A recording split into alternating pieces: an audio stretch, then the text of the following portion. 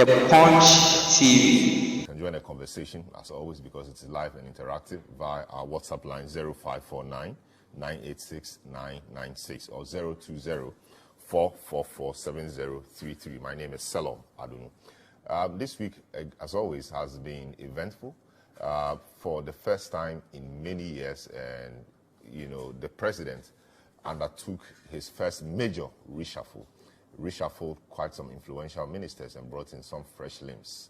Many have questioned the timing of the reshuffle. People think that it's come a little too late. Others think that it does not matter. What is important is that there are new people to help make some change. But what change really can they make about 10 or 9 months to a major election? Is it a reshuffle for the national cause, or it's a reshuffle against election 2024? Many have proffered various comments on these matters. We will subject these matters to some analysis this morning. Also, in the week, for one of the very first times also, we've seen young sports lovers, led by some sports journalists and enthusiasts, demonstrate against the GFA and managers of our football. They say they want the football fixed. They want the game fixed.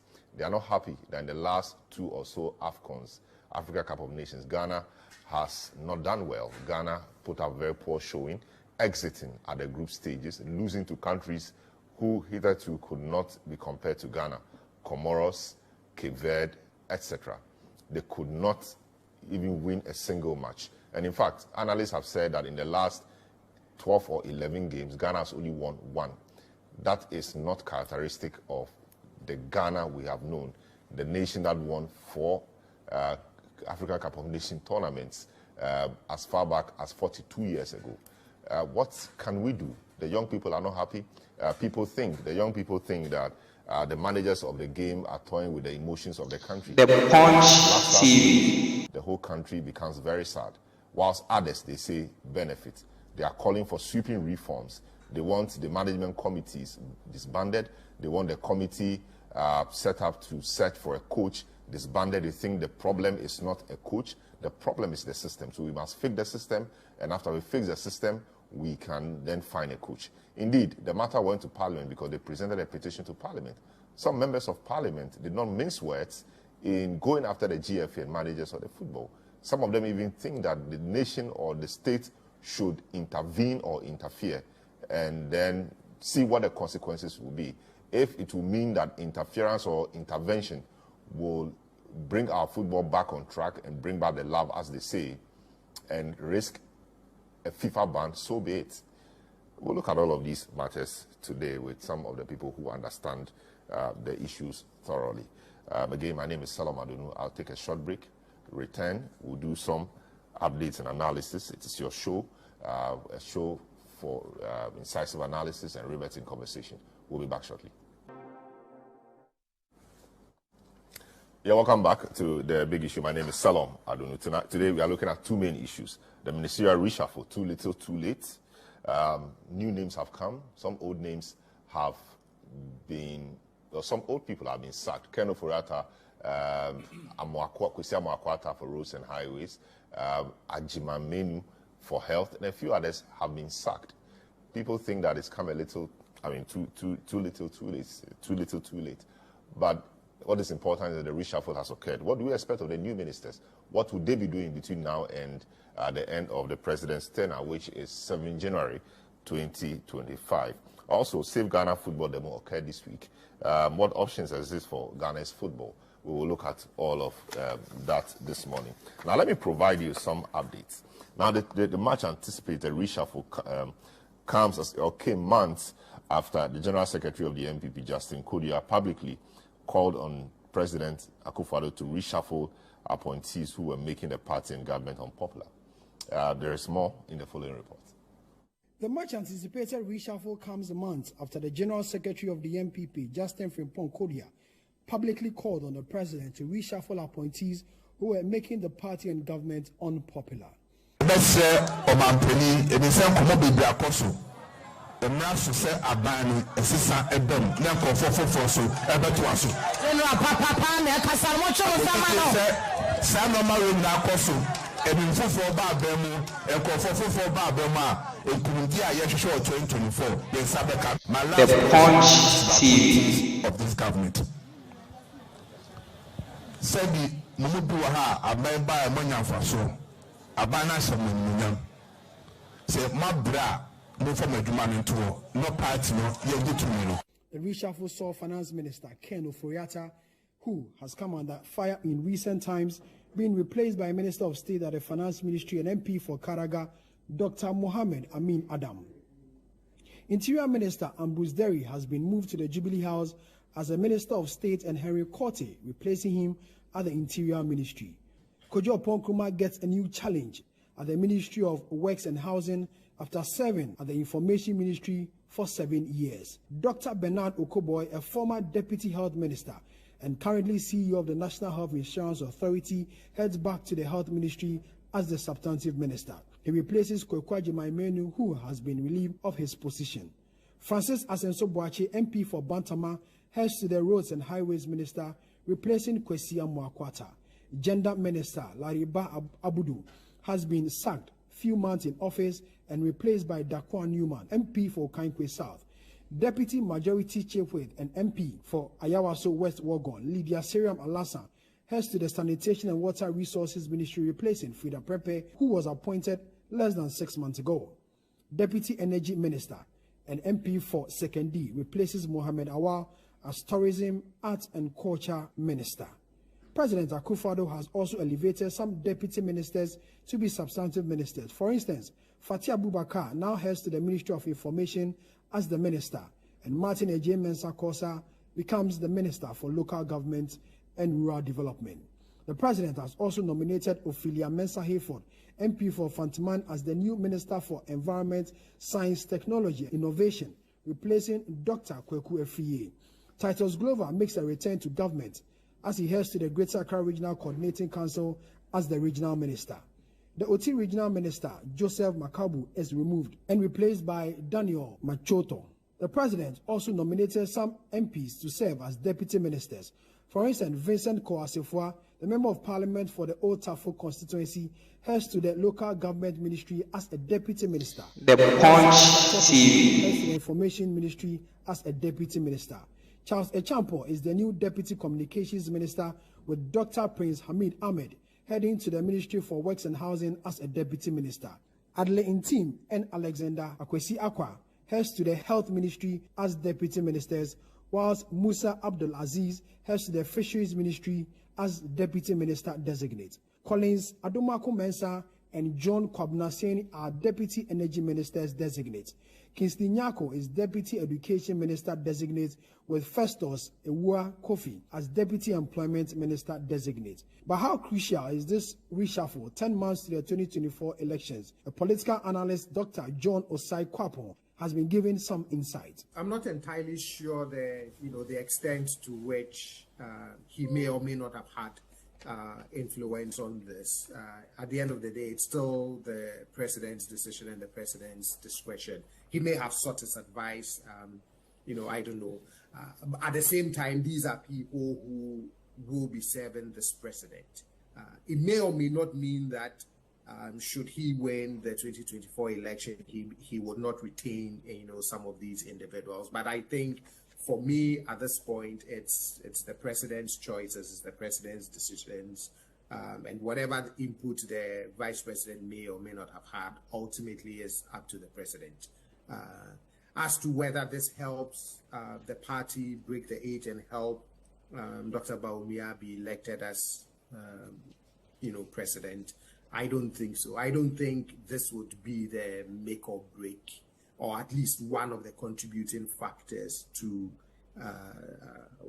how individuals would decide how they want to vote. Meanwhile, the Greater Accra Regional Chairman of the MPP, Divine Otu, is satisfied with the reshuffle. 6 of the new appointees are from the region. This, he says, is a good sign for the MPP in the Greater Accra region. The appointment has kind of brought some joy. If you are on our social media platform, you see nearly everybody is happy. We think that these reshuffling arrangement has benefited the region more than any other region. And so we are extremely grateful to His Excellency, the President, for The Punch TV. We are using this same opportunity to assure him that with what he has done, we feel recognized, we feel appreciated. At the same time, we feel challenged to be able to, work hard and deliver elections 2024. For this reshuffle, or called for it many times. Of course, the NDC called for reshuffle, civil society called for it, the general public called for it. President decided to stick to his team. How did this hit you? Were there surprises in the reshuffle, in the list? Were there names you expected to be in there, even though I expected to see your name there? What was the general view about the reshuffle? Thank you very much. Let me say good morning to our viewers and listeners as well. And then good morning to my co-panel, my senior brother, who have abandoned me for some time now. When he's enjoying power and enjoying all the largesse, who has abandoned who? Yes, many people, both even from the government. If I say from government, you have members of parliament, we have party faithfuls, we have a lot of party people calling for the president to reshuffle his ministers, that he has worked with them. Most of them have worked with him since he assumed office as a president from 2017. And many people thought that, yes, I mean, looking at the way some of them have done so far, they believe that if they gave way to other people, it will help. And apart from the party people, we have civil society organizations and other religious bodies, and even clergies who sometimes come and believe that, looking at the assessment of some of these people, they believe that if the president reshuffle them or bring new people, it will help. So for me, it's not a surprise to me at all. The Punch TV. The reshuffling. And also, prior to the list coming out, some of us have all got a hint already that it will start with the MNDCs. So as soon as the MNDCs, 24 people were removed from their posts, they will believe that the following week, in fact, when the list came out on Sunday, and we're expecting the ministers and deputies. The MNDC, it came on Saturday. It came on Saturday. We were on air, yes. Yes. So we're expecting the ministers to follow the next Monday. But before the president will appoint you as a minister or deputy minister, they have to do a few checks of the capacity of the people. And on Valentine's Day, the president believes that that's the best gift he can give to some people. And the disappointment he could also give other people. Exactly. So for me, I think that it's a right call. The president knows what he is doing. He believes in the competency of these people that he has reappointed and reassigned them to some of the sectors that he believes that they can do much better. So for me, I think that it's a right call. Why did it take so long? I mean, reshuffle is a tool used by governments to do many other things, to encourage people, to put people on their toes, to refresh the team, etc. At some point, it was clear that the direction of the government was not as a lot of people expected. But the president still kept his team. He said his team, they were doing very well. The team was doing very well. The general secretary, quite unprecedented fashion, had to call on the president at a public forum to tell him to reshuffle the team. Why did it have to take him so long, and why was it so difficult for him to do this simple thing of reshuffle? I don't think this is simple. I don't think that the presidents have reshuffled. The reshuffle is, presidents. He is working with the people. So if he believes that they have the competence, these people are doing what I'm expecting, then why do you have to reshuffle them? For example, Ken Ofori-Atta, in an unprecedented fashion again, members of parliament, it became a majority group or caucus decision that the man should leave because he was not doing well. That was what it was. Yeah. And these are the people you work with in parliament. They push your agenda. And look at it, took over 1 year. The president didn't do anything. So it should be a difficult decision, or a very difficult decision for him to take. It's the president who appointed the finance minister. The Punch the work of the finance minister. and he believed that He's done well. he's doing well. Members of parliament and other party people believe that, looking at the way things are going, we believe that if we get a different person to replace the finance minister, it could have been best for us.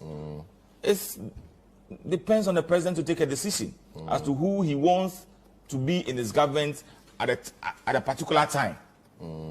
Now the president has taken a decision that, look, where we are now, I believe that assessing all of you, you have really performed as expected of me. But I think that for now, set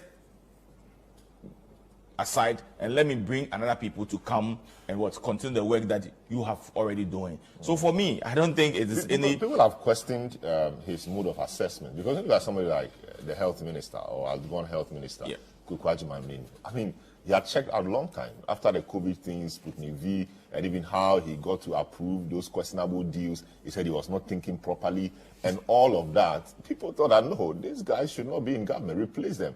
And now look at the fantastic replacement he has in Okoboy. I mean, all these guys were on the sidelines, on the bench, trotting, and you kept this old guy, I mean, these guys there, and nothing really was happening. So at the time that the president kept them, he believed that at that time they will be able to perform. When it was clear to everybody that they had checked out, they were doing nothing. It was clear to you, but not the president. Oh, I see. Then the president is on the ground there.